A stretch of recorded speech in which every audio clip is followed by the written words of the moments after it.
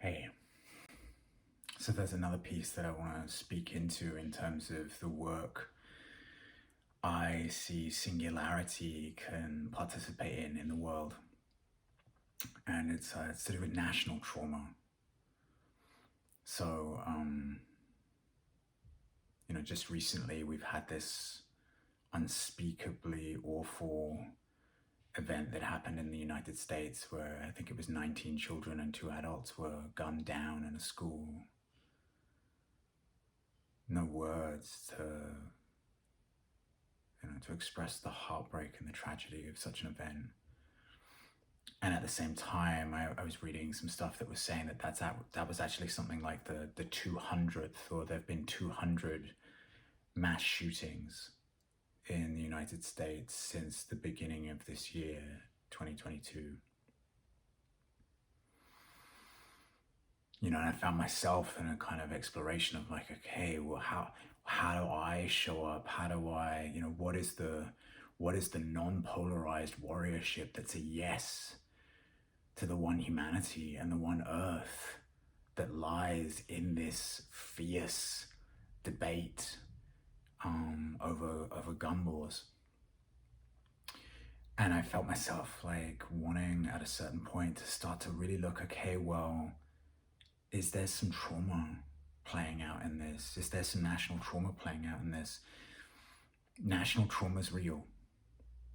National trauma is something that becomes woven into the cultural fabric of a society as a result of its life, as a result of its developmental journey. In the lead up to the Russia-Ukraine war, whilst the diplomatic attempts to find peace and to stop it breaking out into war were happening just before it broke out into war, the French leader Emmanuel Macron, I read him say that he just really urged a perspective on what was building in terms of Russia's response that was sensitive to the collective trauma of the Russian people and the Russian nation. And I remember when I read that, it hit me deep and it hit me hard, because it was like, wow, I don't think I've ever seen or heard a national leader consciously recognizing the existence of national trauma as something that's playing out in some growing conflict. What happens so much of the time is that actually there's just more and more polarization. One nation does something that other nations condemn, and there's just more and more condemnation. There's more and more of a Mexican standoff. There's more and more conflict, and sometimes it breaks out into war. But any of us who've, done a bit of our emotional work when it comes to being in deep and intimate relationship one-to-one with another human being, we know that sometimes the triggers and the traumas and the terrors and the pains of our past play out in the way that we react to those around us. And that isn't actually really about the situation in question. It's about something I'm really afraid of, some deep pain and some deep terror that remains unresolved in me, that then plays out in that scenario with that person because I'm scared. Because I'm scared that whatever it is going to happen again. So, national trauma is something that that every nation has some version of. I'm English. I come from Great Britain, and the English certainly have some national trauma. And I would say that we have some national trauma that expresses in different areas, but one area is certainly around the emotional and erotic levels of the human being. I think, there's some national trauma for English people that involves a collective repression of our emotions and a collective repression of our erotic or our sexual energy in certain ways, where there's then explosions, where there's then actually an overexpression that happens in certain contexts. And you can see that with, both, the Victorian times, which were both culturally deeply repressed and at the same time massively sexually active. And you can see it in the culture of binge drinking and, a lot of people having sexual encounters that, that are not coming from the most kind of self-connected conscious place within them. Because and that there's a culture in the UK, there's a culture in England particularly of like, okay, it's the weekend, I am now going to let fly all of the energies within my being that I've been repressing, because I have to get it out. So that's a way that I perceive just one angle on national trauma in England.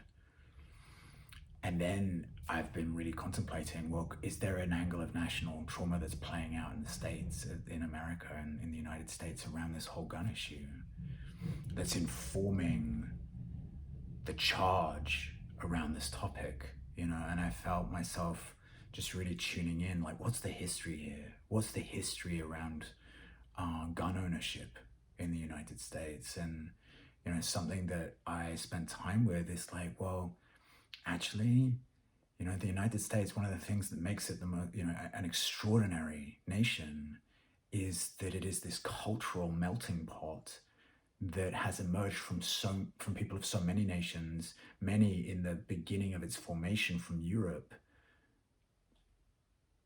going there to be part of a new cultural and national experiment. And, part of the American, as I perceive it, need to defend the right for gun ownership is to do with resistance to tyranny.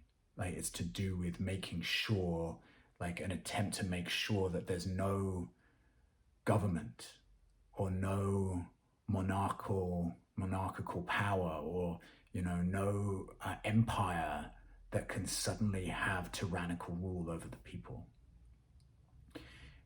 And I would guess that there's some collective trauma in that involves people having come from nations where actually power was working in deeply unhealthy ways, and there was tyranny, and there was monarchies that were tyrannically ruling over people, and this can be seen in the American drive for freedom.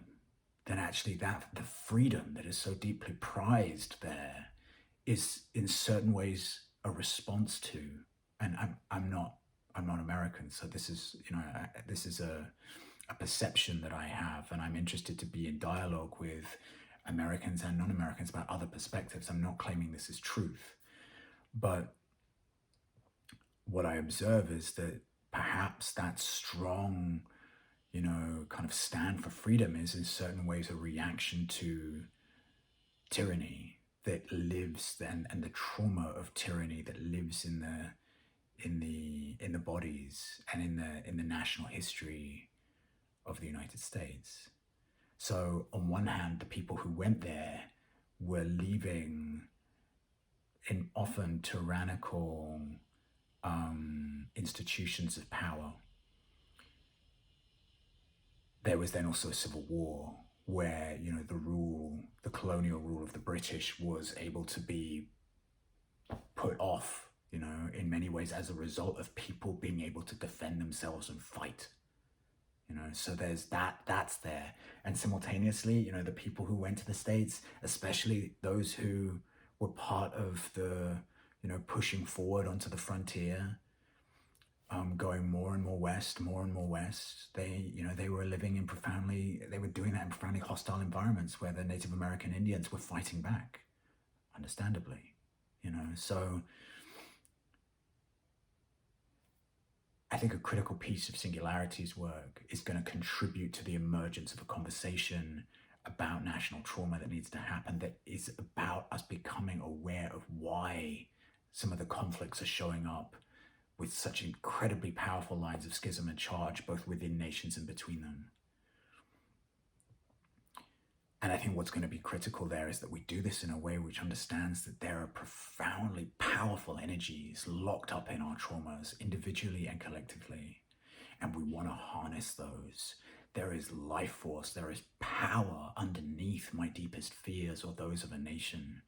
There is, there is incredible energy that can sharpen my clarity and open my heart and remind me, if I'm willing to feel it, of the reality of the one humanity and what connects us, the one life that is the same in me, that's the same in you.